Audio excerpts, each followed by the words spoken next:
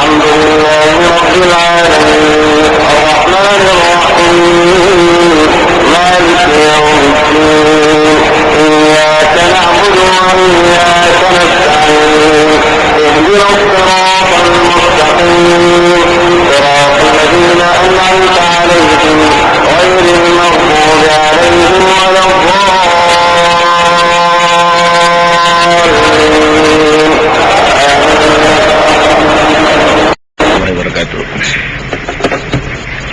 الحمد لله نحمده ونستعينه ونستغفره ونؤمن به ونتوكل عليه ونعوذ بالله من شرور أنفسنا ومن سيئات أعمالنا من يهده الله فلا مضل له ومن يضلل فلا هادي له وأشهد أن لا إله إلا الله وحده لا شريك له وأشهد أن محمدا عبده ورسوله أما بعد.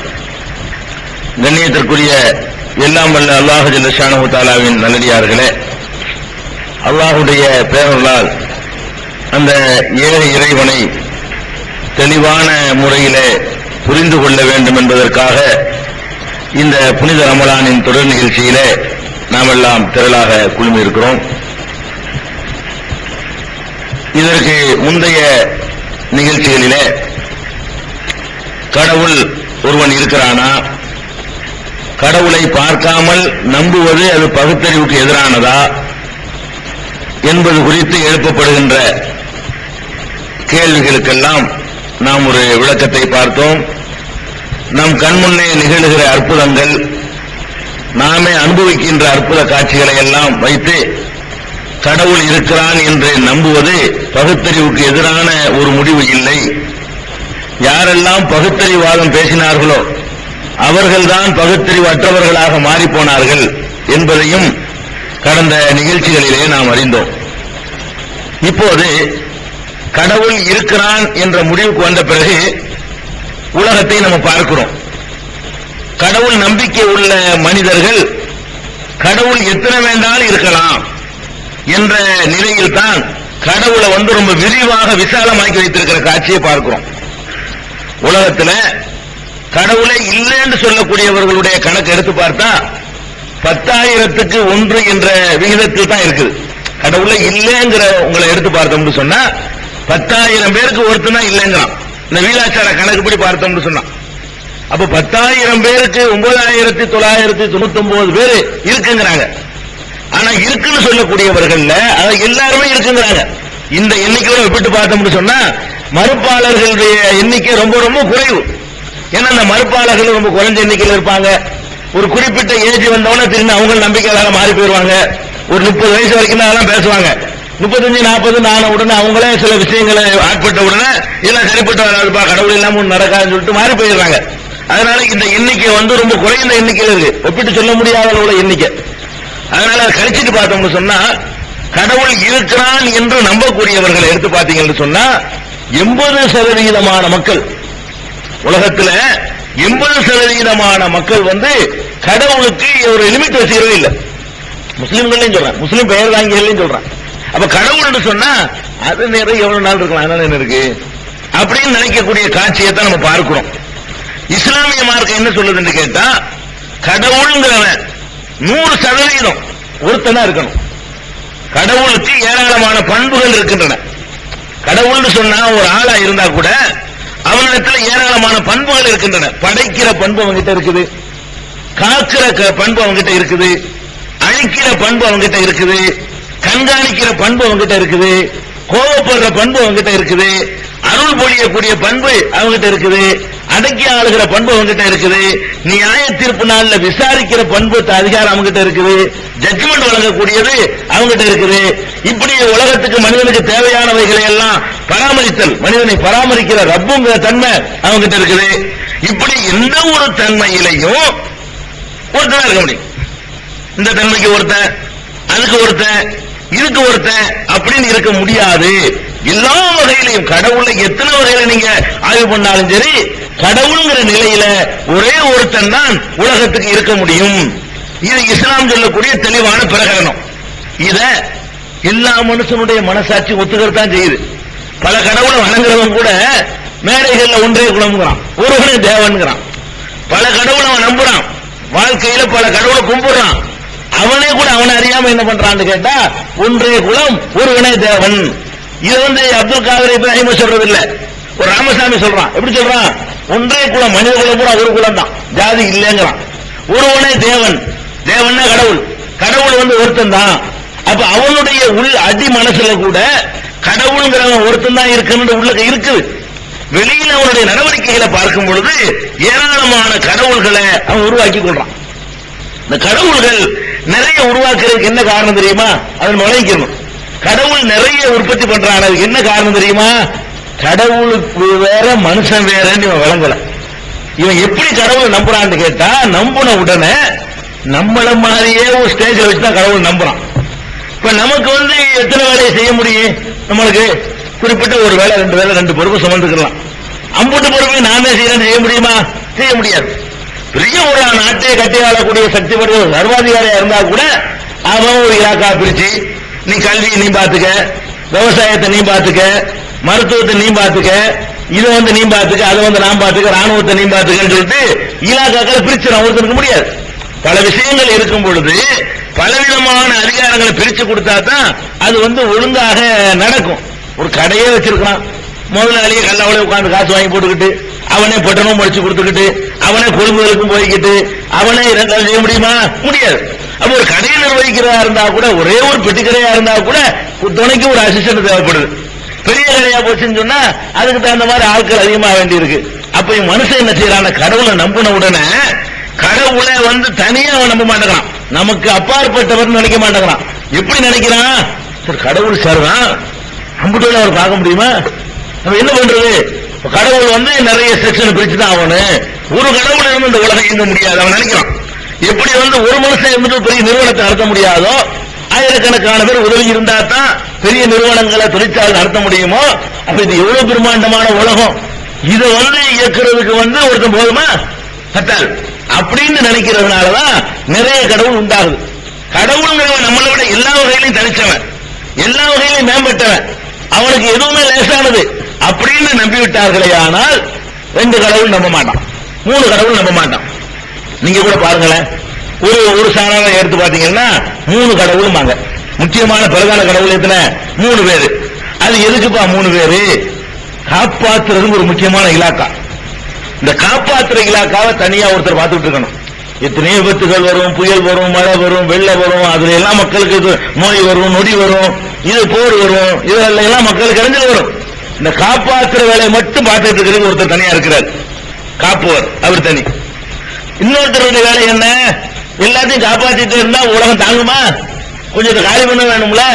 அப்ப அவர் அழிக்கிறவர். இன்னொருத்தர் என்ன செய்வாரு?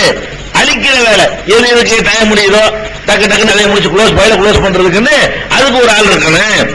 அவர் காக்கிற கடவுள் இவர் அழிக்கிற கடவுள். இன்னொருத்தர் என்ன? காக்கிறது இருக்குது, அழிக்கிறது, அழிஞ்சு வச்சுன்னா ஒண்ணுமில்லாம போயிருமே. புதுசா படைச்சிட்டு இருக்கணும், கொஞ்சம் சில புது புது வரவுகள் வேணுமே. அவர் படைக்கிறவர். அவர் படைக்கிறதுக்கு ஒரு கடவுள், காக்கிறதுக்கு ஒரு கடவுள், அழிக்கிறதுக்கு ஒரு கடவுள் அப்படின்னு சொல்லக்கூடிய காட்சியை நீங்க பாக்குறீங்க. பிரதானமா காப்பாற்றுறதுக்கு அவர் செக்ஷன் வேலை, அது ஒண்ணுதான். இவருக்கு அழிக்கிறது மட்டும்தான் அவருடைய வேலை, இவருக்கு படைக்கிறது மட்டும்தான் வேலை அப்படின்னு சொன்னா இவங்க எதுக்கு இந்த முடிவுக்கு வந்தா?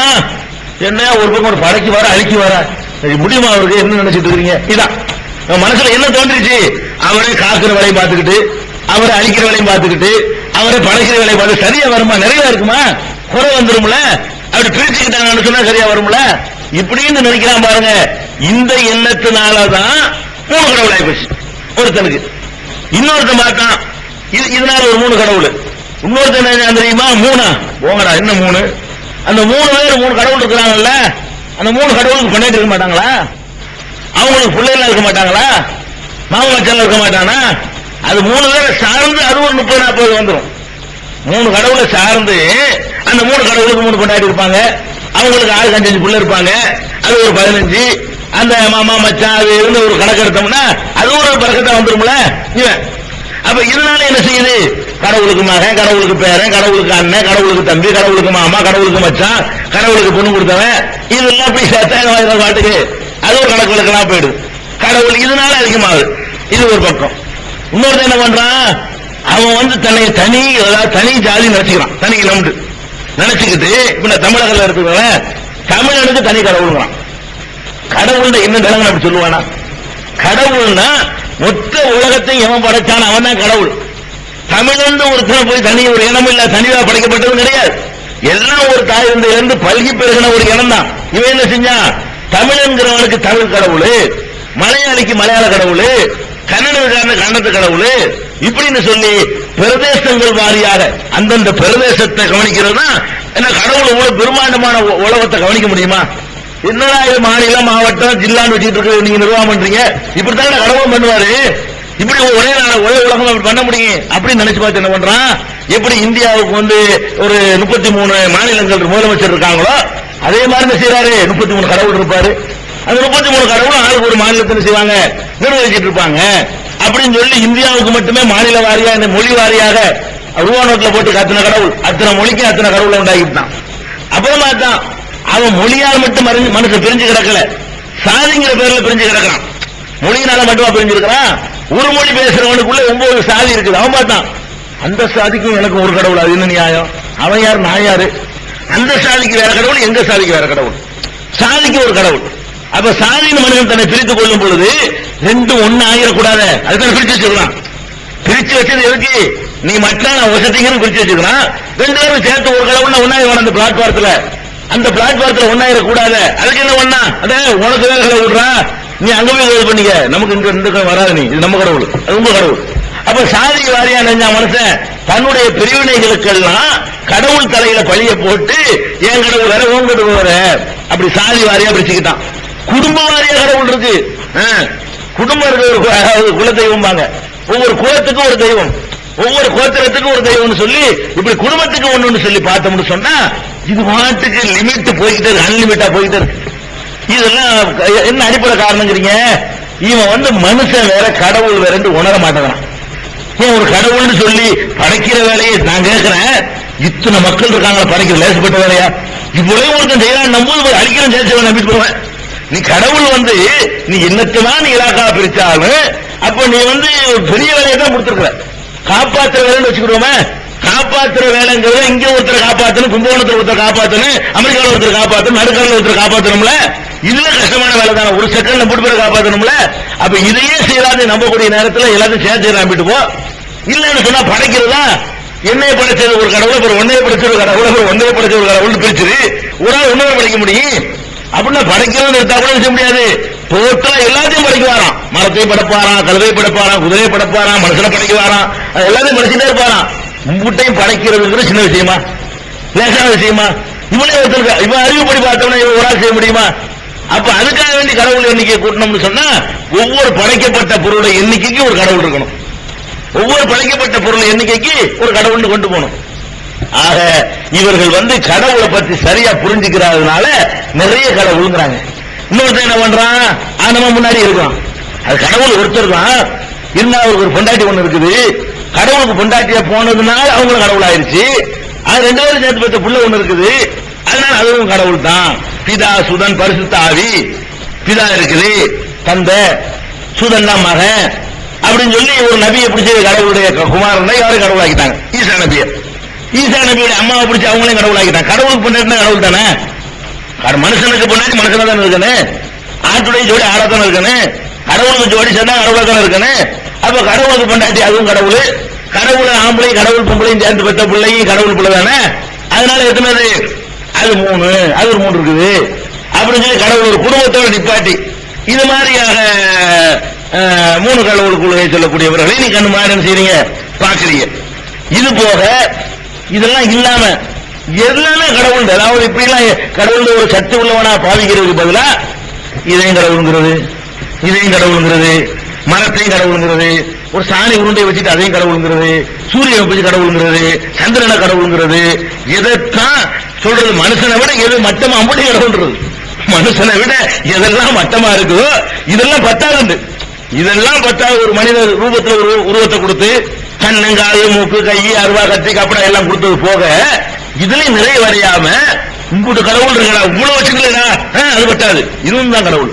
வேப்ப மரம் கடவுள், புளிய மரம் கடவுள், ஆலமரம் கடவுள், அரச மரம் கடவுள், கடல் கடவுள், சூரியன் கடவுள், சந்திரன் கடவுள், எல்லாம் கடவுள். செத்து போன பணம் கடவுள், செத்து போன அப்பா உசுரக்கும் கவனிக்க மாட்டான், செத்தவன் கடவுள் ஆயிட்டாராம், செத்தவன் அவருக்கு என்ன பேரு, அவன் கடவுள். இப்படியாக கணக்கு வழக்கு இல்லாமல் மனிதன் வந்து கடவுள்களை அதிகமாக்கிட்டே போயிட்டான். இதை விட இந்த மாதிரி கடவுள் நம்புறதுக்கு இல்லைங்கிறது பெட்டர். இப்படி நம்புறதை விட கடவுளை பத்தி நம்பினா உலக நம்பிட்டு போயிருந்தேன். இப்படி போறதை விட இல்லைன்னு போறான அவன் இவனை விட ஒரு வகையில பெட்டரா தான் இருக்கிறான். இது பார்த்துட்டோம். சரி, இப்ப வச்சுக்குவோம். கடவுள்ல வந்து ஒரு கடவுள்ங்கிறது அறிவுக்கு ஏற்றதா, பல கடவுள் ஏற்றதா? திருக்குர்ஆன் ரொம்ப அற்புதமான வாதங்களை எடுத்து வைக்குது. முதல்ல குல் ஹுவல்லாஹு அஹத், கடவுள் ஒருவன் என்று தெளிவாக சொல்லிவிடுங்க, பிரகடனம் செய்யுங்கள். குர்ஆன் கட்டளையிடுது, நபியை நீங்கள் பிரகடனம் செய்யுங்கள், போய் மக்களோட அறிவிச்சிருங்க. என்ன அறிவிக்கணும்? ஹுவல்லாஹு அஹத், கடவுள்ங்கிறவன் ஒருத்தன் தான், அடிச்சு டிக்ளேர் பண்ணு. ஒரே ஒருத்தன் தான் கடவுள். ஏன் ஒருத்தன் கடவுள்? ஏன் ரெண்டு இருக்கக்கூடாது? ஏன் மூணு இருக்கக்கூடாது? அழகான ஒரு ஆர்குமெண்ட் அல்லாஹ் எடுத்து வைக்கிறான் குர்ஆன்ல. லவ் கான ஃபீஹிமா ஆலிஹத்துன் இல்லல்லாஹு லஃபஸததா. இந்த வானம் பூமி, ஒன்னு பூமி, பூமிக்கு மேல உள்ள எல்லாம் சேர்ந்து வானம். சமாங்கிறது வந்து எல்லாம் சேர்ந்தது, அந்த மொத்த அண்ட சராசரங்கள்.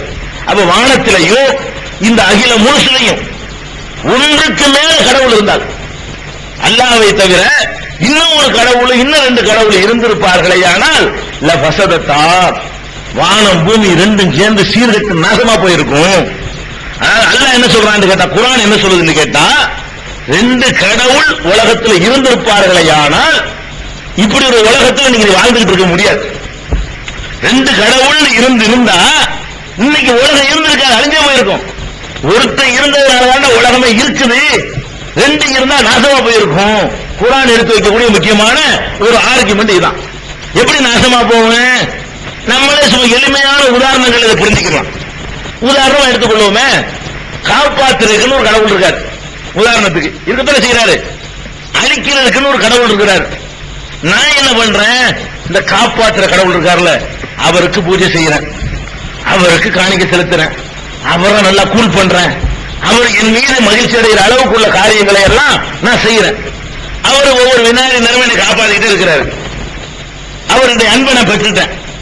அழிக்கிற கடவுள் இருக்காருல்ல, அவர் வர்றாரு, டைம் முடிஞ்சிச்சு, நாளைக்கு அழிக்க போறேன்டா.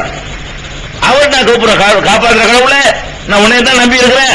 அவர் இப்ப களத்துல இறங்குறாரு. அவனை விட்டுப்பா, என்னது நமக்கு வேண்டிய அவனையே வைக்கிற அப்படிங்கிறார். இப்ப என்ன ஆகும்?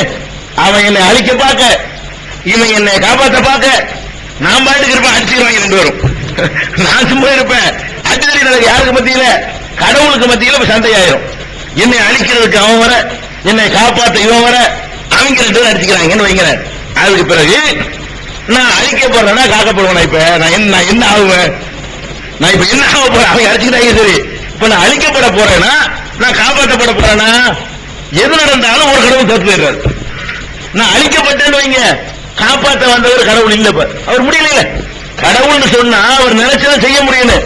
ஒரு அற்பமா என்னை காப்பாற்ற கூட முடியாம தோத்து போயிட்டாருன்னு சொன்னா, அப்ப கடவுள் அவர்கள் இவர் தான் ஆயிடுது.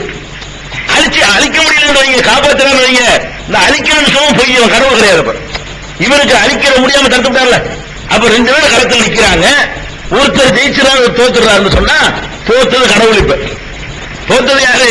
கடவுள தோத்து போயிட்டாரு. தோத்தவன் கடவுளா இருக்கலாமா? கடைசியில் எது மிஞ்சமா ஒண்ணாக முடியும். கடைசியில் என்ன ஆகும்? ஒருத்தனா இருக்க முடியும், ரெண்டு பேர் இருக்க முடியாது, கண்டிப்பா இருக்க முடியாது. அப்ப எவ்வளவு விஷயங்கள் இருக்கு உலகத்துல. அதாவது ஒரு விஷயம் ஒருத்தனே போய்கிட்டு இருந்தா தான் நிர்வாக சிக்கல் எல்லாம் போயிட்டு இருக்கும். இந்த மாதிரி ரெண்டு மூணு பேர் இருந்தான்னு வைங்க, ஈக்குவல் அந்தஸ்துல, சமமான அந்தஸ்துல ரெண்டு பேரும் ஈக்குவலான ஒரு பவர் இருந்தான்னு வைங்க, புரிஞ்சு நாசமா போச்சு. அவ்வளவு வேணாங்க. ஒரு மாவட்டத்துக்கு ரெண்டு கலெக்டர் போட முடியுமா? ஒரு மாவட்ட நிர்வாகம் இருக்குது.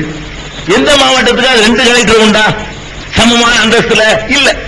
கலெக்டர் ஏதாவது நோய்வாய்ப்பட்டார்னா, ஏதாவது வேலை வெட்டிக்கு போயிட்டாருன்னு சொன்னா அவருடைய இடத்துக்காக வேண்டிய ஒரு துணையா வேண்டாம் ஒரு ஆளை என்ன செய்யலாம்? சப் கலெக்டர் போட முடியுமே தவிர கலெக்டர் ரெண்டு போட முடியுமா? ரெண்டு முதலமைச்சர் இருக்க முடியுமா ஒரு மாநிலத்துக்கு? அதுக்கு இந்த சாதாரண ஒரு மாநிலத்து நிர்வாகிகளுக்கு ரெண்டு பேர் இருந்தா நாசமா போயிரும் சொல்லி ஒருத்தன் தான் இருக்கணும்னு தேர்ந்தெடுக்கிறோம். உலகத்துல எந்த நாட்டுக்கு ரெண்டு பிரதமர் கிடையாது. உலகத்துல எந்த மாநிலத்துக்கு ரெண்டு முதலமைச்சர் கிடையாது. உலகத்துல எந்த மாவட்டத்துக்கு ரெண்டு மாவட்ட ஆட்சித்தலைவர் கிடையாது, கலெக்டர் கிடையாது. ஏன் அப்படி இல்லைங்கிறோம்? நம்ம அறிவே சொல்லுது. ரெண்டு பேரை கொண்டு விட்டோம்னு சொன்னா இவன் ஒண்ணு செய்ய, அவன் ஒண்ணு செய்ய, கடைசியில் ஒண்ணு செய்ய, நிர்வாகம் சீரழிஞ்சு போயிரும். நிர்வாகம் நடக்காது, அவங்களுக்குள்ள ஈகோ பிரச்சனை வந்துடும், நான் பெருசா நீ பெருசான்னு வந்துடும். சில இடங்கள்ல என்னதான் ஒத்து பேசிக்கிட்டு காம்ப்ரமைஸ் பண்ணிக்கிட்டு அப்படி போனா கூட ஒரு நேரம் இல்லாட்டி ஒரு நேரம் செஞ்சிடும், அவர்களுக்குள்ள ஒரு மோதல் வெடிச்சு போயிடும். அது வரக்கூடாது. அப்படிங்கிறதுக்காகத்தான் இந்த மாதிரியான ஏற்பாடுகளை மனுஷனே செய்யலாம். அவன் அறிவை சொல்லுது, ஒரு நிர்வாகம் ஒழுங்கா நடக்குது, ஒருத்தங்க தான் ஒழுங்கா நடக்கும். ஆச்சா, அப்ப நம்ம அறிவு சொல்லுது இந்த உலகம் எப்படி நடந்துகிட்டு இருக்குது, சீரா இயங்கிக்கிட்டே இருக்கும். சொல்லி வச்ச மாதிரி இயங்குது. இத்தனை மணிக்கு உதிக்கணுமா உதிக்குது, இத்தனை மணிக்கு மறையணுமா மறையுது, இத்தனாம் தேதி வால் நட்சத்திரமா அன்னைக்கு ஏற்படுது, இத்தனாம் தேதி சூரிய கிரகணமா இவ்வளவு நேரத்துக்கு இருக்குமா, இந்த ஊர்ல இவ்வளவு தெரியுமா, அதெல்லாம் ஏற்பட்டுட்டே இருக்குது. இந்த ஏற்படுவதில் என்னமாவது மாற்றம் இருக்குதா? உலகம் படைக்கப்பட்ட காலத்தில் இருந்து இன்னைக்கு தேதி வரைக்கும் எந்த மாற்றமும் உலகத்தில் இல்லை. அதாவது உலகத்தினுடைய இயக்கத்துல, இந்த வளர்ச்சி நான் சொல்லல, சூரியனுடைய இயக்கத்துல, சந்திரனுடைய இயக்கத்துல, உலகத்தில் உள்ள கோள்களுடைய இயக்கத்துல எந்த ஒரு வித்தியாசம் வரவே இல்லை. அப்படி ஏதாவது ஒருத்த நடத்தினா தான் இவ்வளவு பர்ஃபெக்டா நடக்க முடியும்.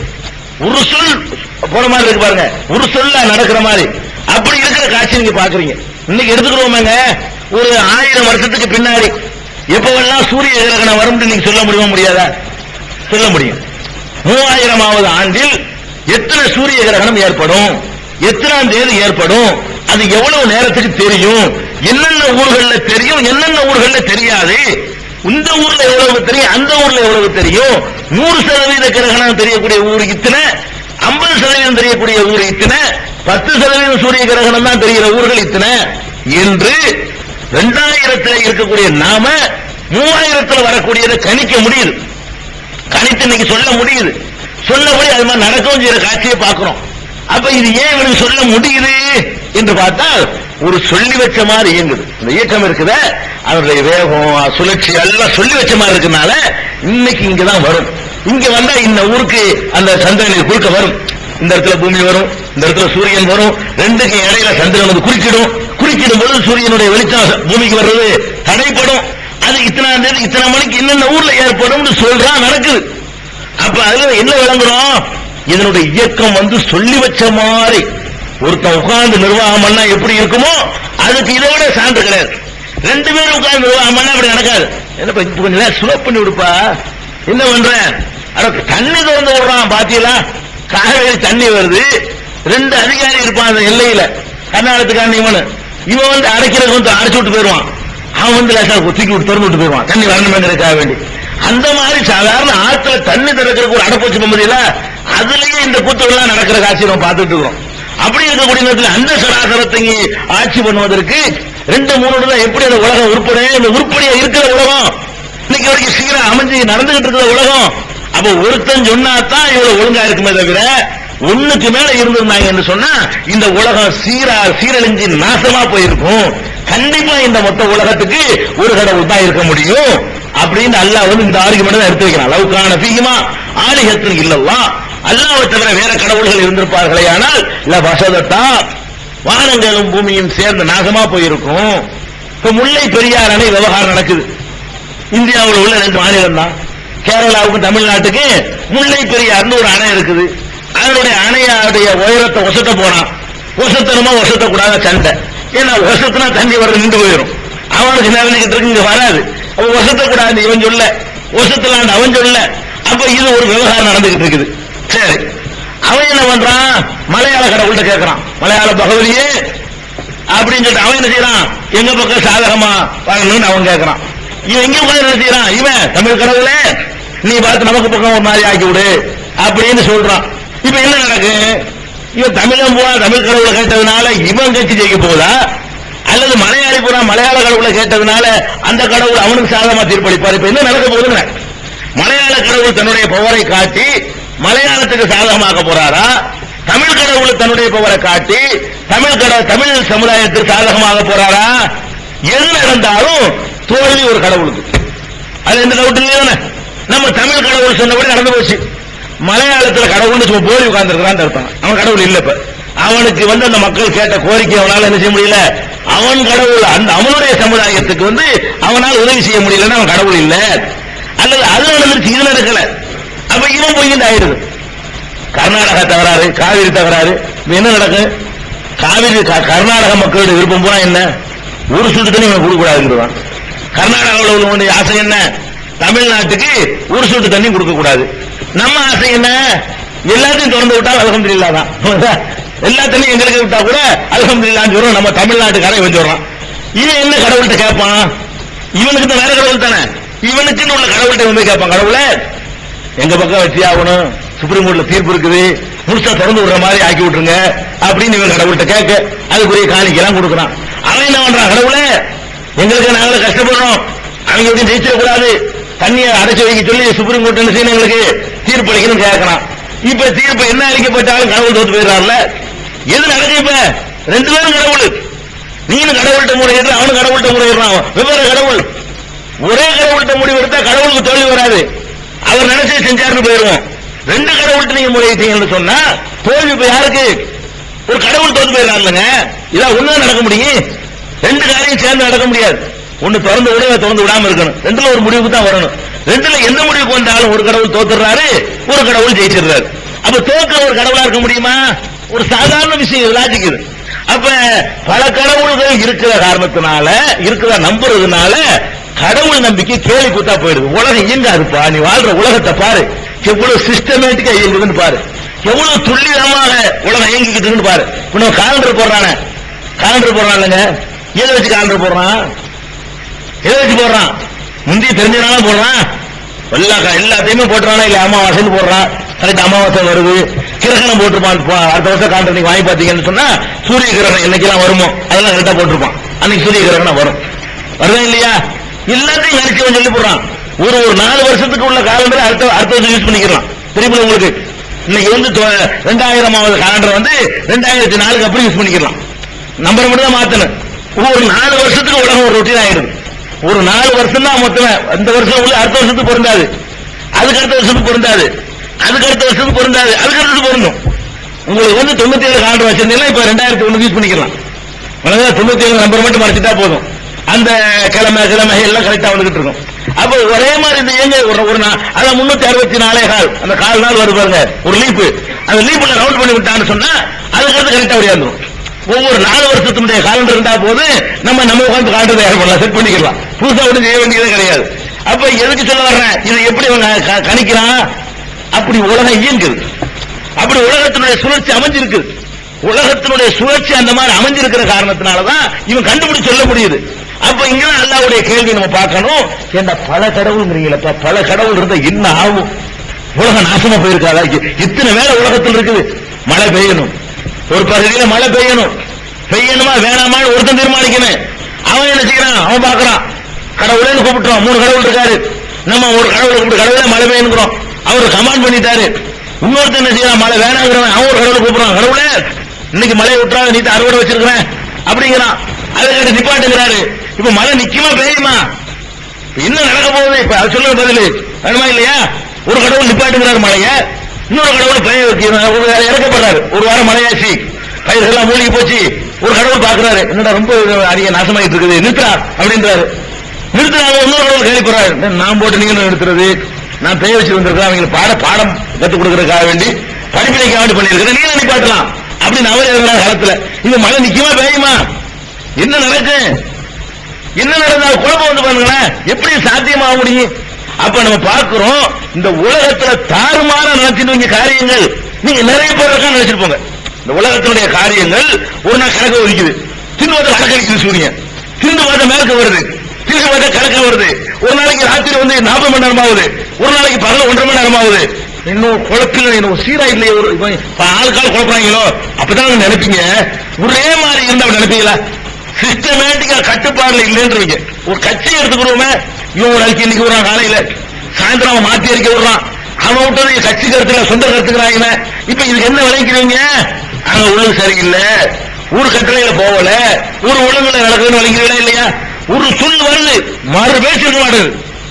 ஒரு அறிக்கை விடுறான் தலைவன், எவனும் வாய பேச போறான், மறுத்த வர மாட்டேங்குது. அதான் கருத்துக்கள் அப்படி போயிடும். இப்ப நீங்க என்ன விளைக்கிறீங்க? சீரா இருக்குது, ஒரு கட்டுப்பாடுல இருக்கு, ஒழுங்கா இருக்குன்னு விளங்கிடுவீங்க. அப்ப நம்ம ஒருத்தர் இருக்கிறானா பலர் இருக்கானா அறிந்து கொள்வதா இருந்தா உலகத்தை பாருங்க. ஒருத்தர் நடத்துற நிர்வாகம் மாதிரி அது இருக்குதா, 9 பேர் நடத்துற நிர்வாகம் மாதிரி இருக்கிறா. நம்ம கூட தமிழ்ல பழமொழி சொல்லுவோம், கொள்ளையில போனாலும் கூட்டுல போவாதேமா. பணப்படையில கொள்ளையில போனாலே இதுல போயிடாத, இந்த கூட்டு செஞ்சிடாத, நாசமா போயிருவேன். அவன் ஒண்ணு சொல்லுவான், நீ ஒண்ணு சொல்லுவேன், ஒண்ணு உட்படாது அப்படின்னு சொல்லி ஒரு பழமொழியை சொல்லுவாங்க. அதுல என்ன நடக்குது, ஒரு சாதாரண தொழிலுக்கு போறதா இருந்தா கூட கொள்ளையில வேண்டாலும் கொள்ளைதான் அர்த்தம், பேசி பாந்து நாசமா போய் செத்து போனாலும் பரவாயில்லை, இதுல போயிடாத, கூட்டுல மட்டும் போயிடாத அப்படிங்கிற. எதுக்கு நான் சொல்றேன், கூட்டுல போனாங்க ஒரு மாதிரியே நடக்காது. உதாரணமா 2 பேர் கூட்டம் வியாபாரம் பண்ணுவோம், இவனுக்கு ஒரு அவசர தேவை இருக்கு, இவன் 5000 ரூபாய் அந்த மாசம் எடுக்க நினைக்குவான். அவன் என்ன பண்ணுவான், இன்னொரு 5000 ரூபாய் இருக்கிற, இன்னும் நான் 2000 ரூபாய் நிமிடம் 5000 ரூபாயா, எனக்கு தேவை இருக்கு, உனக்கு தேவை 2000 ரூபாய் இருக்கணும், இன்னும் நான் 5 தான் இருப்பேன், நான் 2 தான் இருப்பேன், நீ 1 நேரத்தை எடுத்தீல கடைசியில் நீ பிரிச்சு கொடுத்துப்பா, நான் போயிடறேன், நமக்கு ரொம்ப இருக்கு, நமக்குள்ள பிரிச்சுக்கிடுவோம், 2 ஆகிடுவோம், முடிஞ்சு கதை. கொஞ்ச நாளைக்கு ஒரு அட்ஜஸ்ட்மெண்ட்ல போயிட்டு இருக்கு, ஒரு நேரம் இல்லாட்டி ஒரு நேரம், ஒரு கொஞ்ச நாளைக்கு தான் அந்த கூட்டெல்லாம் ஓடுதே தவிர இதுல மற்ற நேரத்தில் இருக்க மாட்டேங்குது. அப்ப நம்ம பார்க்கிறோம் உலகத்துல இந்த இயக்கங்கள் எல்லாம் ஒருத்த நிர்வாகம் பண்ணா எப்படி இருக்குதோ அப்படித்தான் இருக்கே தவிர 2 பேர் நிர்வாகம் பண்ணா எப்படி இருக்குமோ அப்படி இல்ல, குழப்பம் இல்ல, முரண்பாடு இல்ல, ஒரு வித்தியாசம் இல்ல, தாறுமாறா அந்த உலகம் என்ன செய்யல, இயங்கல, ஒரு சீரா ஒரு ஒழுங்கா என்ன செய்யுது, எல்லாமே இயங்கிட்டு இருக்குது. அப்ப அதெல்லாம் பார்த்துப்பட்டு ஒரு சிஸ்டம் அப்படி இல்ல உலகம் இல்லை, நம்ம வாழ முடியாதுங்க. நம்ம இப்ப ராத்திரிக்கு பிறகு பகலும் தெரிஞ்சாத்தானங்க அடுத்த ஸ்டெப் என்னன்னு முடிவெடுக்கலாம். ராத்திரி பிறகு பகலே வராம ராத்திரியாவே போயிடுச்சுன்னு சொன்னா என்ன ஆகுறதுங்கிற, நமக்கு ஒரு சீரை அமைச்சு வச்சோன்னா நம்மளே உலகத்துல வாழ முடியுது. 2 பேரும் வந்தான்னு சொன்ன அவன் பாட்டுக்கு அதுல ஒரு வேடிக்கை, இந்த கடவுள் தூங்குறான் போறான்லாம் சொல்றாங்க, கொஞ்சம் அவன் பாட்டு கூட தூங்கிட்டானா நான் ராத்திரி நினைச்சு போயிடும், ராத்திரி ஆக்கி வச்சுட்டு அவன் மாதிரி தூங்கிட்டான்னு வைங்க, ஒரு நாள் அசதியா முடிஞ்சு வச்சுக்காத, அது 50 மணி நேரம் ஆயிரம் ராத்திரி. அப்ப இப்படி எல்லாம் குழப்பம் உண்டாக்கக்கூடிய கொள்கை எது, பல கடவுள் கொள்கை. இஸ்லாம் அப்படி மறுக்குது, அல்லாஹ்ங்கிறவன் ஒரே ஒருத்தன் தான், ஒருத்தனுக்கு மேல கிடையாது. லா இலாஹ இல்லல்லாஹ் அதுல அர்த்தம், லா இலாஹ இல்லல்லாஹ் என்ன அர்த்தம், வணக்கத்திற்கு உரியவன், வழிபாட்டுக்கு உரியவன், நம்முடைய தேவைகளை பிரார்த்திப்பதற்கு உரியவன், நம்முடைய கும்பிடுதலுக்கு உரியவன், நம்முடைய கோரிக்கைகளை முன்வைப்பதற்கு உரியவன், நம்ம கொண்டு நெற்றியை கொண்டு வைத்து பணிவதற்கு சொந்தக்காரன் அல்லாஹ்வை தவிர யாரும் இல்ல. லா இலாஹ இல்லல்லாஹ் என்ன அர்த்தம், என்ன அதுக்குள்ள எல்லாம் அடங்கி போச்சு. எத்தனை தத்துவங்கள் உலகத்தில் இருக்குதோ எல்லாத்துக்கும் ஒரே வரியில பதில் சொல்லுது இஸ்லாம். லா இலாஹ எந்த வணக்கத்திற்குரியவனும் கிடையவே கிடையாது, இல்லல்லாஹ் அல்லாஹ்வை தவிர அறவே கிடையாதுன்னு சொல்லி அவர் அழுத்தம் திருத்தமாக சொல்லக்கூடிய மார்க்கம் இஸ்லாமிய மார்க்கம். இப்ப நம்ம கவனத்துக்கு வரணும், உலகத்தை நிர்வகிக்கிறது கடவுள் ஒருத்தன் தான். நீங்க இன்னொன்னு பாருங்க, நீங்க இந்த பூமியை பாக்குறீங்க, இந்த பூமி உருண்டையே பாக்குறீங்க. இந்த காலத்துல ரொம்ப சாதனம், அந்த காலத்துல விளங்காம இருந்தான். விளங்கால என்ன பண்ணிவிட்டாங்க, தமிழ்நாட்டுக்காரன் நினைச்சான் தமிழ்நாடு மட்டும்தான் உலகம் நினைச்சான். தமிழ்நாட்டுக்காரன் நினைச்சான் அவன் பார்த்தான்ல இப்படி எல்லுமே ரவுண்டா பார்த்துட்டு வந்தான். இல்ல இப்படி அவன் கண்ணுக்கு தெரிஞ்சு மொத்தமா உலகம் இருக்கும், உலகமே இந்த உலகம் இங்க இருந்து மதுரை வரைக்கும் தான் உலகம் இருக்குது அப்படின்னு நினைச்சுக்கிட்டாங்க. அவ்வளவுதான் அந்த காலத்து பிரயாணம் பண்ண முடிஞ்சு. அதனால இந்த நாட்டுல உலக உருண்டையில உள்ள ஒரு பகுதியை ஒருத்த போய் பார்த்துட்டான்னு சொன்னா அதை கண்டுபிடிச்சாங்களாம். அமெரிக்காவை கொலம்பஸ் கண்டுபிடிச்சாங்களாம். அப்ப என்ன அர்த்தம், இல்ல நினைச்சிட்டு இருந்தாங்க. அமெரிக்காவை யார் கண்டுபிடிச்சதா, கொலம்பஸ் கண்டுபிடிச்சாரு. எப்படின்னு அர்த்தம், அப்படிலாம் ஒண்ணு இல்ல, உலகம் முடிஞ்சு வச்சு நினைச்சு வச்சிருந்தானுவ. இவன் இந்த கடல்ல போகும்போது அங்க ஒரு இடம் இருக்குது, ஆனா இல்ல நாங்க இந்த ஊரா இருக்காடா அப்படின்னு உலகத்துக்கு வந்து அவன் சொல்றான். அப்ப அமெரிக்காவை கண்டுபிடிச்சாருங்கிறீங்களா, அது என்ன அர்த்தம், அவன் மனிதன் அந்த காலத்துல நினைச்சான் அவன் எவ்வளவு இருக்கிறானோ பூமி தட்டையா இருக்குது, இந்த போய் மறைஞ்சிருது, இந்த போய் உதிக்குது, அநேகமா அந்த மறைகிறது அந்த கும்பகோணத்துக்கிட்ட மறையும் நினைக்கிறேன். இந்த பக்கம் எங்க போய் வரையும் அப்படியே ஒரு ஊரை போட்டு சொல்லியிருப்பான். அப்படிதான் நினைச்சிட்டு இருந்திருக்கான். அது அந்த காலத்துல நமக்கு தனி கடவுள்னு நினைச்சா பரவாயில்லை. இப்ப மேல இருந்து பார்க்கிறோம் எப்படி இந்த உலகம் இருக்குது, ஒரு உருண்டையா தான் இருக்கு. உலக உருண்டையில என்ன இல்ல, தமிழ்நாடுன்னு ஒரு மேப்பு எல்லாம் போட்டே வைக்கல. ஒரு இயற்கை நம்ம படம் அடிக்கும் போது நம்மளா போட்டுக்கிட்டோமே தவிர இதுல இல்ல. கடவுளுடைய அந்த உலக உருண்டை எடுத்து பாத்தீங்கன்னா மேல ஏறி போய் ஒரு ராக்கெட்ல இருந்து கொண்டு அல்ல ஒரு சேட்டலைட் செயற்கைக்கோள் இருந்து கொண்டு இத புகைப்படம் எடுக்கிறீங்க. புகைப்படம் எடுத்து பாத்தீங்கன்னா எப்படி தெரியும், அந்த மேப்லாம் இருக்காது. இந்தியான்னு ஒண்ணு காட்டுமாது இருக்காது. நிலத்தையும் நீரையும் மலையையும் காட்டும், அவ்வளவுதான்.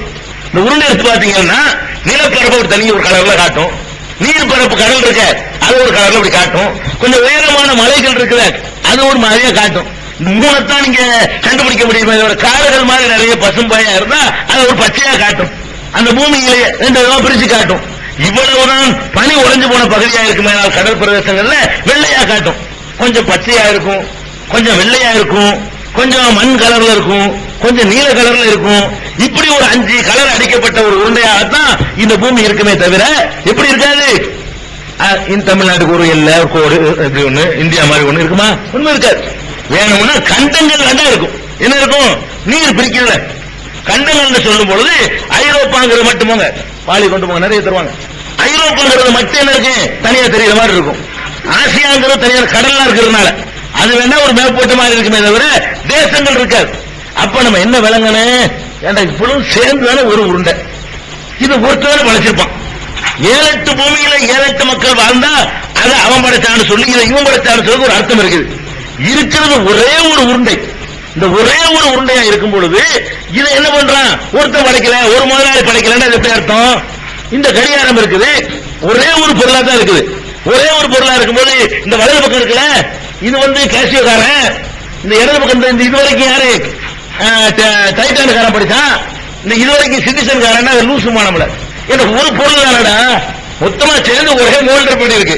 ஒரு மோல்டு பண்ண ஃபிட்டிங் பண்ண பரவாயில்லைங்க. அந்த ஸ்டாண்டு ஒருத்தன், இது ஒருத்தன், பிளாஸ்டிக் ஒருத்தன் சொல்லலாம். மோல்டு பண்ணி ஒன்னே ஒன்னா இருக்குது. ஒரு உருண்டை, ஒரு இரும்புல ஒரு உருண்டை கொண்டா உங்கள்ட்ட தர்றேன். தந்து இந்த உருண்டை இருக்குல்ல, இதுல இந்த வலது பக்கம் இருக்குல்ல, இது வந்து மேட் இன் ரஷ்யா. இந்த உருண்டையுடைய இடது பக்கம் மேட் இன் வந்து சைனா. இந்த உருண்டையுடைய அந்த பக்கம் இது சரியா வருமா? லூசுமோ. இன்னும் ஒரு உருண்டை ஒட்டினால செஞ்சிருப்பான். ஒரே மோல்டட் ஒரு பொருள். அப்ப நம்ம பார்க்கிறோம், இந்த பூமி ஒரு மோல்டட் ஒரு பொருள். இந்த ஒன்றை ஒருத்தன் செஞ்சிருக்கணும். இந்த மொத்த உருண்டைய ஒருத்தன் தான் செஞ்சிருக்கணும். அந்த ஒருத்தன் யாரும் அவனை கடவுள்ட்டு போ. பிறகு ஏன் பிரிக்கிறேன்? நீ பார்க்கிற சூரியன் இருக்குது, அதுவும் இதுவும் தனியா தான் இருக்குது. சந்திரன் இருக்குது, அதுவும் இதுவும் தனியா தான் இருக்குது. அது தனி நீ முடிவெடுக்க முடியாது. தனியா இருந்தா கூட இதுக்கு அதுக்கும் தனியா தான் இருக்கு. பூமி தனி. இப்படி சொல்லலாமே, சந்திரன் அவன் படைச்சான், பூமி இவன் படைச்சான்னு வச்சுக்கிறோமா? எனக்கு தனித்தனியா இருக்குது. சந்திரனை ஒரு ஆள் படைச்சாரு, சூரியனை ஒரு ஆள் படைச்சாரு, பூமியை ஒரு ஆள் படைச்சாரு, வியாழனை ஒரு ஆள் படைச்சாரு. ஒவ்வொன்றுக்கு ஒவ்வொருத்தர் கடவுள் அப்படி வச்சுக்கலாமா அப்படின்னு உங்களுக்கு தோன்றினால் அப்படி வைக்க முடியாது. ஒவ்வொன்றும் தனித்தனியா இருந்தாலும் கண்ணுக்குத்தான் தனித்தனியா உனக்கு தெரியுது. ஒரு பொருளா தான் நல்லா படைச்சிருக்கிறான். ஒன்னோடு ஒன்று சேர்ந்து இயங்குது. காந்தத்தால் அதுக்கு மத்திய தொடர்பு ஏற்படுத்தி வச்சிருக்கு. ஒன்னு சந்திரன் அலுவலகத்துக்கு போக முடியாது. அது 29 நாள்ல ஒரு ரவுண்ட் அடிச்சு ஆகணும். 29 நாள் என்ன செய்யணும்? பூமியை ஒரு சுத்தி ஆகணும். அதை தாண்டி அது வேற வேலையே கிடையாது. இது வேற ஒரு கடவுள் படைச்சாரு, நான் பூமியை சுத்த மாட்டேன், இன்னையில இருந்து நான் செவ்வாய்க்கு போக போறேன், அதை ஒரு ரவுண்ட் அடிக்க போறேன் அப்படின்னு சந்திரன் போனா அது வேற ஆள் படைச்சான்னு சொல்லு. இதை எவன் படைச்சானோ இதுக்குத்தான் அதெல்லாம் உதவுது. இதைத்தான் சுத்தி வருது. சந்திரனுக்கு வேற ஒண்ணா இருந்தா கூட இதைத்தான் சுத்துது, இதுக்குத்தான் ஒளி தருது, இதுக்குத்தான் நாட்களை எண்ணுகிறது உதவுது. அப்ப இதனோட தொடர்படுத்தி இருக்கும் பொழுது இதை எவன் படைச்சானோ அதைத்தான் அவனும் படைச்சான். அதை அவன் தான் படைச்சிருப்பான். சூரியன் இருக்கு, அது வேற ஒருத்தன் படைச்சிருப்பானா? வேற ஒருத்தன் படைச்சா இவனுக்கு என்ன உதவ போறது? எவ்வளவு நாளைக்கு உதவுவான்? ஒரு அக்ரிமெண்ட் வேணா போட்டிருப்பான், ஒப்பந்தம் முடிஞ்சவன உதவாம போயிடும். உலகம் தோன்றிய காலத்திலிருந்து வரலாறு காலத்திலிருந்து இன்னைக்கு வரைக்கும் சூரியன் வந்து பூமிக்கு உதவுது. ஒரே மாதிரியா உதவுது, ஒரே சீரா உதவுது. அப்ப இந்த பூமியை வந்து எவன் படைச்சானோ அது அவன் தான் சூரியனை படைச்சு இருந்தா தான் இவ்வளவு அழகா சொன்னபடி வெளிச்சம் வரணும், சொன்னபடி பாதி உலகத்துக்கு கீழே போ, அப்புறம் மேலவா அப்படின்னு சொல்லி எல்லா பகுதிகளுக்கும் அந்த வெளிச்சம் சீராக பரவுதுன்னு சொன்னா அப்ப சூரியனையும் இதையும் ஒருத்தம் படைச்சிருக்கணும். ஒரு நெட்வொர்க்ல இருக்கிறாங்க, கம்ப்யூட்டருக்கு 10 கம்ப்யூட்டர் வாங்குவோம், வாங்கி நெட்வொர்க் பண்ணிடுவோம். ஒருத்தனா முதலாளியா இருப்பான். இப்ப எடுத்துக்கிறோமே, நீங்க மதுரையில இருந்து நாளைக்கு நைட் 9 மணிக்கு ரிட்டர்ன் ஆகணும் ட்ரெயின்ல. மெட்ராஸ்ல டிக்கெட் வசூல் பண்ணலாமா? பண்ண முடியாதா? பண்ணலாம். மதுரையில இருந்து நீங்க நாளை நைட்டுக்கு நீங்க ரிட்டர்ன் பண்ணணும்னு சொன்னா இங்க போய் எக்மோர்ல போய் ரிசர்வேஷன் பண்ணலாம். நாளை நைட் 9 மணிக்கு எனக்கு ஒரு டிக்கெட் மதுரையில இருந்து மெட்ராஸுக்கு வேணும். நீங்க இருக்கிற மெட்ராஸ்ல மதுரையில இருந்து மெட்ராஸ் டிக்கெட் வேணும்னு கேட்கறீங்க. கேட்டீங்களா? அவன் அடிப்பான். மதுரையில காலி இருக்கா நீங்க தெரியும் அவனுக்கு. இது வேற அது வேறதான். இந்த கம்ப்யூட்டர் வேற அந்த கம்ப்யூட்டர் வேறதான். நெட்வொர்க் பண்ணிருக்கிறானே அதுல இருந்து விளங்குது ஒரு நிர்வாகத்துக்கு உட்பட்டது. அதனாலதான் மதுரை கம்ப்யூட்டர்ல அது ரிசர்வான மறைச்சு வச்சிருப்பான். இங்க இருந்து எடுத்துக்குவாங்க. இங்க உட்கார்ந்து அடிச்சு பார்த்து மதுரை அடிச்சாலும் செய்ய மதுரையில காலியான இடங்கள் எத்தனை சீட் காலியா இருக்குது, என்ன சீட் நம்பரு அப்படி என்ன செய்யுங்க. S4ல 43 சீட் இருந்தாங்கன்றான். S4ல 43 சீட் டிக்கெட் தந்துடுறான். நீங்க நாளைக்கு மதுரையில் டிக்கெட் ஏறும்போது S4 கோச்சில் ஏறி 43 உங்களுக்கு காலியா வச்சிருப்பான். இப்ப என்ன விளங்குது? அந்த கம்ப்யூட்டர் அங்க கிடக்குது மதுரை கம்ப்யூட்டர், இங்க உள்ள கம்ப்யூட்டர் இவங்கிட்ட தனியா கிடக்குது, டெல்லியில உள்ளது அவன் தனியா வச்சுக்கிட்டு இருக்கிறான். இங்க உட்கார்ந்துகிட்டு அங்க ரிசர்வ் பண்றீங்கள, அப்ப என்ன விளங்குது? இந்த எல்லா பொருள்களுமே ஒரு நெட்வொர்க்கின் கீழே, ஒரு வலைப்பின்னலின் கீழே அமைக்கப்பட்டதுல இருந்து ஒரு ரயில்வேக்கு சொந்தமானது. அதுக்கு முதலாளி யாரு? ரயில்வே துறை, ஒரு கவர்மெண்ட், ஒரு இந்திய கவர்மெண்ட், அதுக்கு சேர்ந்த ரயில்வே துறை விளைக்கிறோமா இல்லையா? அப்ப நம்ம கேட்கிறோம், சூரியனுக்கும் பூமிக்கு நெட்வொர்க் இருக்கா இல்லையா? இருக்குது. சந்திரனுக்கும் பூமிக்கு நெட்வொர்க் இருக்கா இல்லையா? இருக்குது. ஒன்னோட ஒண்ணு நெட்வொர்க்கோட அந்த தொடர்போட தான் எல்லாம் இயங்கிட்டு இருக்குது. அப்ப இதை வச்சு பார்க்கும் பொழுது இந்த பூமியை அவன் படைச்சானோ அவன் தான் அதையும் படைச்சிருக்கிறான், அவன் தான் அதையும் படைச்சிருக்கிறான், அவன் தான் அதையும் படைச்சிருக்கிறான், அவன்கிட்ட அவன் தான் படைச்சிருக்கிறான். முடிஞ்சு வச்சா கதை. இப்ப ஏன் பல கடவுள் வருது? பல கடவுள் எப்படி அதை நம்ம ஏத்துக்கிற முடியும்? ஏத்துக்கிற முடியாது. அப்ப இது ஒரு விஷயம் நல்லா விளங்கிக்கணும். இஸ்லாம் சொல்லக்கூடிய இந்த கடவுள் கொள்கை மாத்திரம் தான், ஒருத்தன் தான் உலகத்துக்கு இருப்பான்னு சொல்றதுக்கு அது ஒண்ணுதான் அறிவுக்கு ஏற்றது. அறிவுக்கு மட்டுமா ஏற்றது நினைக்கிறீங்க? இல்ல, மனித குலத்துக்கு அது ஒண்ணுதான் நன்மை செய்யும். நல்லா விளங்கிக்கணும். எப்ப ஒருத்தன் கடவுளை ரெண்டுன்னு சொல்றானோ மனித குலம் ரெண்டா பிரியும். நல்லா விளங்கிக்கணும். கடவுள் மட்டும் பிரிய மாட்டாரு. இது ஏன் கடவுள் உன் கடவுள்னா சமுதாயம் ரெண்டு, உனக்கு எனக்கு சம்பந்தம் இல்லைன்னு என்னை இந்த கடவுள் படைச்சாரா, உன்னை அந்த கடவுள் படைச்சாரு, சம்பந்தம் இருக்குமா? ஒரு சம்பந்தம் இருக்காது. நான் கேட்கிற ரெண்டு பக்கத்து பக்கத்து வீடு, ரெண்டு பேர் இருக்கிறீங்க, ரெண்டு பேருக்கு ரெண்டு தாப்பேன், ரெண்டு பேருக்கு தனித்தனி தாய். அப்ப நீங்க ரெண்டு பேரும் வந்து சொத்துல சொந்தம் கொண்டாட முடியுமா? அவன் அப்ப வேற, அவன் அம்மா வேற, என் அப்ப வேற, என் அம்மா வேற, என் வீட்டுல உனக்கு பங்கு, உன் வீட்டுல எனக்கு என்ன பங்குன்றோம்ல. அப்ப எப்ப வந்து தனித்தனியா ஆட்களால் உருவாக்கப்பட்ட நம்ம நம்புறோமோ அப்ப என்ன ஆயிரும்? நீ வேற நான் வேறண்டு ஆயிரும். எந்த விதமான தொடர்பு இருக்காது. இப்ப கடவுள் வந்து கடவுளை வேற வந்தான் வைங்க, அப்ப இனமே வேறையா போயிரு. நீ யாருப்பா? நம்ம அந்த கடவுள், இந்த கடவுளை வருவான். நீ யாரு? நான் அந்த கடவுள் ஜாதி. அப்ப என்ன ஆயிடுச்சு? மனிதன் வந்து ஒரு கட்டத்திலையும் ஒரு நெட்வொர்க்ல வரமாட்டேங்கிறான். இவன் தனி ஆயிடுறான், அவன் தனி ஆயிடுறான். ஒரே கடவுள் நீங்க நம்பி பாருங்க, யாருக்கும் ஒன்னே அல்லாதான் ஒன்னே யாருக்கும் அல்ல, ஒன்னே யாரும் ஒரு கடவுள். அப்ப ஒரு கடவுளால் எல்லாரும் படைக்கப்பட்டவங்க போது நம்ம எல்லாம் சமமாயிரும். ஒரு அப்பனுக்கு எல்லாரும் பிறந்தோன்னு வைங்க, நம்ம எல்லாருக்குமே ஒரு தாய் ஒரு தந்தை வச்சுக்கிடுவோம். நமக்குள்ள என்ன வேறுபாடு இருக்கும்? பிறப்புல ஒரு வேறுபாடு இருக்காது. நம்ம எல்லாருமே ஒரு அம்மா வந்து 200 பிள்ளை பெற்றுட்டான்னு வைங்களேன், அந்த 200 பேருக்கு அவன் அம்மாங்க நம்ம எல்லாரும் சமமாகிறோம்ல. அப்ப கடவுள்ங்கிறவங்க எல்லாத்துக்கும் ஒருத்தனா கடவுள் என்று நம்ம நம்பக்கூடிய நேரத்தில் உலகளாவிய சகோதரத்துவம் ஏற்படுதா இல்லையா? அவன் மலையாளியா இருக்கட்டும், தமிழனா இருக்கட்டும், அமெரிக்கனா இருக்கட்டும், இந்தியனா இருக்கட்டும், எவனா இருந்துட்டு போகுது, எல்லாம் ஒரு கடவுள் படைச்ச பிள்ளைங்க. அந்த கடவுளால் படைக்கப்பட்டவர்கள் பலவித காரணங்களுக்காக வேண்டி வேற மொழி பேசிக்கிட்டு இருக்கிறாங்க, வசதிகளுக்காக வேண்டி பிரதேசங்களுக்கு மாறி மாறி போயிட்டாங்க. அவங்க எப்படிதான் செவரி போனா கூட ஒரு எஜமானுடைய அடிமை அப்படி போயிரும். எல்லாம் அடிமைன்னு சொல்லும் போது மனித கூட சமத்துவம் வந்துருது. அவன் எஜமான், நீ அடிமை, நானும் அடிமை. நீ அதுல கூட வித்தியாசம் வந்துடும். வேலை செய்யறான்ல, கம்பெனிகள்ல வேலை செய்யறான், 2 கம்பெனில வேலை செய்யறான்னு வைங்களேன், அதுல பெருமை அடிச்சுக்குவாங்க.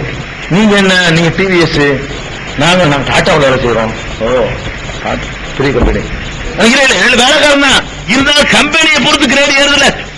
இன்னொருத்தர் 10 பேர் செய்யக்கூடிய ஒரு 4 கிலோ ஒரு கம்பெனில வேலை செய்யறான். நீங்க எங்க இருக்கிறீங்க? அந்த சொங்கி கம்பெனில இருக்கிறேன் அப்படிங்கிறான். சொங்கி கம்பெனியா? புரிஞ்சுக்காத. அப்ப ஒரு இடத்துல வேலை பார்த்தாலும் சமத்துவம் கூட கிடைக்கும். அந்த முதலாளிக்கு வேலைக்காரன் அந்த ஒரே முதலாளி இருக்க முடியுமா? இவ்வளவு பெருமை அடிச்சுக்கிறோம், நாங்க இந்த கம்பெனில வேலை செய்யறோம். எந்த கம்பெனில நிறைய போனஸ் கிடைக்குமோ, எந்த கம்பெனி வந்து மக்களுக்கு பிரபலமா இருக்குமோ, எந்த கம்பெனியில வேலைக்கு உத்தரவாதம் இருக்குமோ, எந்த கம்பெனி கலவரைப்பு செய்ய மாட்டாங்கிற அளவுக்கு பிரபலியமா இருக்குமோ அந்த கம்பெனியில வேலை செய்யறவனுக்கு மரியாதை கூட. எந்த கம்பெனி இழுத்து முடிவான்னு தெரியுதோ, எந்த கம்பெனியில சம்பளம் குறைவா கொடுப்பானோ, எந்த கம்பெனியுடைய பேர் வந்து டேமேஜ் ஆகி போய் கிடக்குதோ அந்த கம்பெனியில வேலை செய்ய வெக்கப்படுவான். அது வேலை செய்ய சொல்ல மாட்டான் நிறைய பேர். அனுபவம் வேலை செஞ்சு வைங்களேன், நீங்க அனுபவம் சொல்ல முடியுமா உங்களுக்கு? இந்த பைனான்ஸ் கம்பெனி இழுத்து போட்டு போயிட்டாங்க, அனுபவ பைனான்ஸ் இழுத்து போட்டு போயிட்டான். அதுல நீங்க வேலை செஞ்சு சொல்லுவீங்களா? சொல்ல மாட்டீங்க. அப்ப அந்த வேலை செய்யும் போது கூட ஒருத்தனுக்கு அடிமைன்னு சொன்னாதான் சமத்துவம் வரும். நான் அவன் வீட்டு வேலைக்காரன், நான் இவன் வீட்டு வேலைக்காரன் சொன்னா அதுல அவன் தகுதிக்கு தகுந்த மாதிரி மனுஷன்ல வித்தியாசம் முடியாந்துடும். அதுக்கு தான் இஸ்லாம் என்ன சொல்லுதுன்னு கேட்டா, எல்லாரும் ஒரு எஜமான்ட்ட வேலை செய்யக்கூடிய வேலைக்காரன், இங்க எல்லாம் வேலைக்காரன் தான். இதுல யாரும் வித்தியாசம் இல்லை. மலையாளி வேலைக்காரன் தான், தமிழன் வேலைக்காரன் தான், ஆங்கிலேயன் வேலைக்காரன் தான், இந்தியன் வேலைக்காரன் தான், அரபியன் வேலைக்காரன் தான், எஜமான் ஒருத்தன் தான். ஒரு எஜமான்ட்ட வேலை கூறி செய்யக்கூடிய வேலைக்காரன் தான் மட்டும் இருப்பாங்க. இப்ப என்ன உனக்குள்ள வேறுபாடு வரப்போகுது? பிறப்புல என்ன உனக்கு வித்தியாசம் வரப்போகுது? நான் பிறப்பால் வசந்தவன் எப்படி சொல்லுவேன்? என்ன வேலைக்காரன், ஒரு கம்பெனில வேலைக்காரன், ஒரு முதலாளி வேலை செய்யக்கூடியவன், ஒரே ரூல்ஸ், ஒரே சட்டம், ஒரே திட்டம். ஏன் உனக்குள்ள சண்டை வருது? அப்படியான ஒரு கடவுள் நம்பிக்கை சாதாரண விஷயம் இல்ல. ஒரு கடவுள் நம்பும் போது உலகளாவிய ஒரு ஒருமைப்பாடு ஏற்படுது.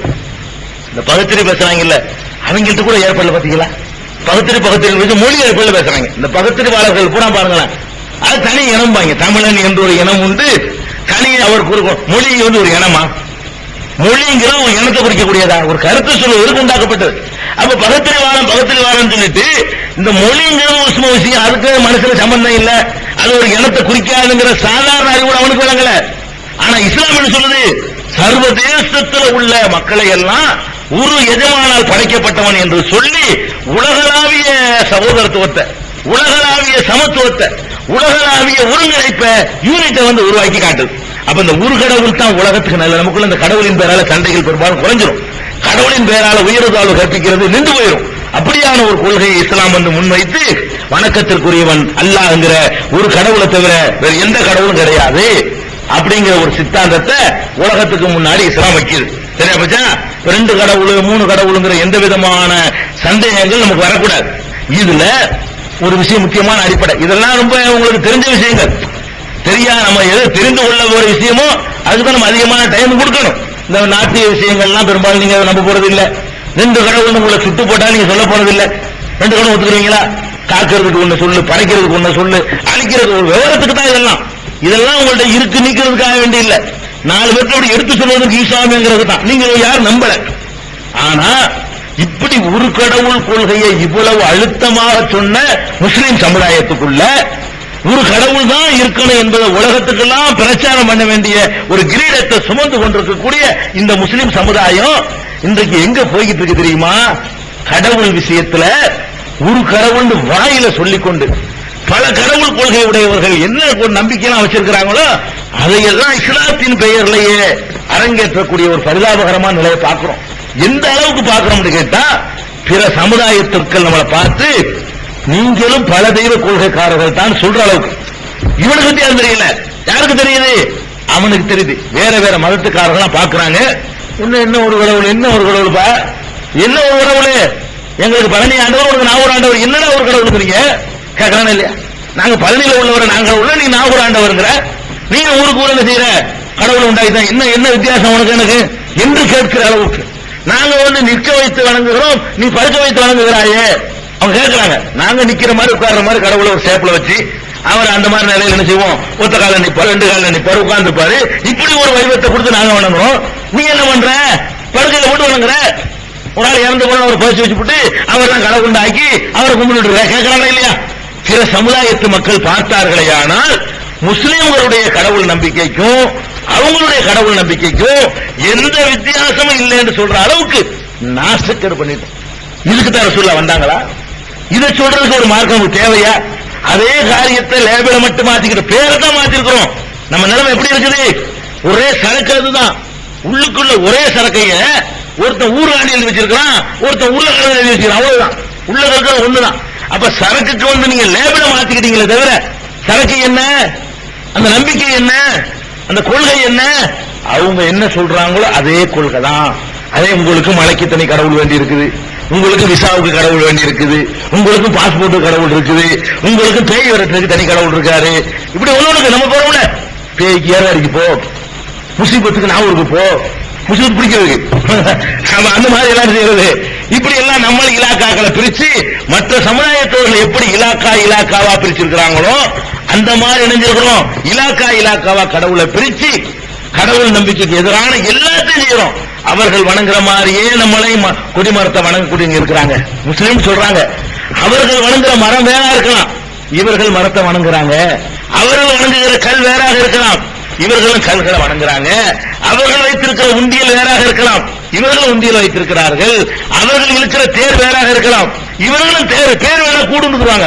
ஆனா தேர் இவர்களும் அந்த தேர் என்ன செய்யறாங்க? வச்சுதான் இருக்கிறாங்க. அவர்கள் செய்கிற எல்லா காரியத்தையும் நம்ம சொல்லி திருத்துறதுக்கு பதிலா இப்படி செய்யலாமாங்க, அறிவுக்கு பொருந்துதாங்க என்று சொல்ல வேண்டிய இடத்துல இருக்கிறவன் எங்க இருந்து கத்துக்கிட்டான் மார்க்கத்தை? வாய் சொல்லுது லா இலாஹ இல்லல்லாஹ், வணக்கத்திற்குரிய அல்லாஹ்வை தவிர யாரும் இல்லைன்னு சொல்லி. ஆனா நடவடிக்கை பூரா எப்படி இருக்குன்னு பார்த்தா அல்லாஹ்வை தவிர எத்தனை இருக்கிறாங்க, எவ்வளவு நாள் ஏத்துக்கிறோம் என்கிற அளவுக்கு முஸ்லிம் சமுதாயத்தில் வந்து இந்த ஏகத்துவ கொள்கை ரொம்ப நாசக்கேடாகி ஏகத்துவத்தில் இருக்கக்கூடிய முஸ்லிம விட்டு என்னன்னா தமிழகத்தை பொறுத்த வரைக்கும், இந்தியாவை பொறுத்த வரைக்கும் வேற நாடுகள்ல இவ்வளவு மோசமா இல்ல. அரபு நாடுகள்ல இது மாதிரி பார்க்க முடியுமா உங்களுக்கு? அவன் எவ்வளவு கெட்டவனா இருந்துட்டு போனான், இதை பார்க்க முடியாது. இத கடவுள் நம்பிக்கை விஷயத்துல அவன் தாறுமாறான கொள்கை கிடையாது, ரொம்ப தெளிவா இருக்கிறான். அப்ப எத்தனை நாடுகள்ல ஆப்கானிஸ்தான்ல முஸ்லீம் இருக்கிறாங்க, அங்க இதை பார்க்க முடியுமா? அங்க பார்க்க முடியாது. ரஷ்யாவில் முஸ்லீம் இருக்கிறாங்க, செஷனியாவில் இருக்கிறாங்க, அவங்கள்ட்ட பார்க்க முடியுமா? பார்க்க முடியாது. மலேசியாவில் பார்க்க முடியுமா? பார்க்க முடியாது. அப்ப அவன்லாம் கடவுள் கொள்கை ரொம்ப தெளிவாகவும் ரொம்ப கரெக்டாகவும் எந்த குறையும் சொல்ல முடியாத அளவு இருந்துகிட்டு இருக்கான். நம்ம நிலைமை எப்படி இருக்குன்னு கேட்டா, ஒரு கடவுள் கொள்கையை சொன்ன ஒரு மார்க்கத்துல பிறந்துட்டு அந்த கடவுளை நிறைய ஆக்கி, கடவுளை பலவீனமாக்கி, கடவுளுக்கு உரிய எல்லா விதமான வீக்னஸ்களையும் மற்றவர்கள் கொடுத்திருக்கிறாங்களே, அதெல்லாம் கடவுளுக்கு கொடுத்து நாசம் பண்ணி வச்சிருக்கோம் பாருங்க. அந்த நம்பிக்கைகளை நீக்கிறதுக்காகத்தான் இந்த தொடர. இதெல்லாம் முக்கியம், இந்த பீடிகைலாம் முக்கியமானது இல்ல. முக்கியமானது என்ன, நம்ம சமுதாயத்துக்கு தேவையான விஷயங்கள் என்னன்னு கேட்டா, பல கடவுள் கொள்கை நம்மள்கிட்ட வந்திருக்குது. உசோட உள்ளவனை வணங்குறோம், செத்தவனை வணங்குறோம், பொருள்களை வணங்குறோம், தலைவர்களை வணங்குறோம், மற்ற மாதிரியான செய்யக்கூடிய எல்லா விதமான கடவுள் நம்பிக்கையை நம்ம கிட்டே குடி கொண்டு போச்சு. இது சரியா? இப்படி செய்வதற்கு மார்க்கத்தில் அனுமதி இருக்கா? அதைத்தான் நம்ம ஆய்வுக்கு எடுத்துக்கொள்ள விரும்புறோம். இன்ஷா அல்லாஹ் நாளையிலிருந்து அதுதான் நாளைக்கு ஆய்வுக்கு எடுத்துக்கொள்ளப்படும். அதுல சொல்லக்கூடிய செய்திகள்லாம் நம்முடைய தர்க்க ரீதியான வாதங்கள் ஒண்ணுமே நம்ம சொல்ல மாட்டோம். இதுல சொன்னது லாஜிக்கு சொல்லுவோம் ரொம்ப. அதுல எல்லாம் என்ன, குர்ஆன்ல இதுக்கு அனுமதி இருக்குதா? நபிகள் நாயகம் ஸல்லல்லாஹு அலைஹி வஸல்லம் அவர்கள் நம்முடைய இந்த செயலை அங்கீகரிச்சிருக்கிறாங்களா? அல்லாஹ்வும் ரசூலும் சொல்லாத ஒன்றை எப்படி இஸ்லாமா இருக்க முடியும் என்ற அடிப்படையில எல்லாத்துக்கும் உங்களுக்கு தெளிவான சான்றுகளை சொல்லி, குர்ஆன் ஹதீஸ் அடிப்படையில அந்த நம்மள்ட்ட பல தெய்வ கொள்கை என்னென்ன மாதிரி எல்லாம் புகுந்திருக்கு என்பதை தொடராக இன்ஷா அல்லாஹ் ஞாயிற்றுக்கிழமையிலிருந்து மறுபடியும் அந்த தலைப்பு தொடரும். நாளைக்கு நினைவில் வச்சுக்கிறங்க, நாளைக்கு 2 மணி நேரம் கேள்வி பதில் நிகழ்ச்சி. இந்த 2 மணி நேரத்தினுடைய கேள்வி பதிலும் டிவியில ஞாயிற்றுக்கிழமையிலிருந்து சகர நேரத்தில் என்னவாக ஒளிபரப்பாகும். அப்படிப்பட்ட ஒரு நிகழ்ச்சியா இருக்கனால நல்ல வெயிட்டான கேள்விகளை கேளுங்க, பயனுள்ள கேள்விகளை கேளுங்க. கேள்வி கேட்கக்கூடியவர்கள் எக்காரணத்தை கொண்டு முதல்ல உட்கார விட வேண்டும். மைக்கு அங்க வந்துச்சுன்னா கேட்கிற ஆளுக்கு கொண்டு போக முடியாது, அது கிடைக்காது. கேள்வி கேட்க ஆசைப்படக்கூடியவர்கள்லாம் 10 மணிக்கெல்லாம் நீங்க வந்தாத்தான் இடம் கிடைக்கும். முன்னாடி நினைஞ்சிருங்க, உட்கார்ந்துருங்க. முன் அரங்கத்தில் 9 மணிக்கு வந்துருமா, சரி வந்து உட்கார்ந்துட்டீங்கன்னா உங்களுக்கு மைக்கு தரப்படும். முஸ்லீம் நான் முஸ்லீம் ப்ரோக்ராம் நடத்துறோம் இல்லையா, அந்த மாதிரி. ஆனா அந்த மாதிரி கேள்வி கேட்கக்கூடாது. தலாக்கு ஏன் விட வேண்டும், பெண்களுக்கு அந்த மாதிரி கேட்கக்கூடாது. நம்ம சமுதாயத்தில் உள்ள கேள்விகள், பயனுள்ள கேள்விகள் என்ன செய்யணும், கேட்கணும். அந்த மாதிரி கேள்வி கேட்டு அதை ரெக்கார்ட் பண்ணக்கூடிய நிகழ்ச்சி இருக்குது. அதை நாளைக்கு இந்த தொடர் நிகழ்ச்சி கிடையாது, கேள்வி பதில் தான் முழுக்க முழுக்க என்று கூறி முடித்துக் கொள்கிறேன்.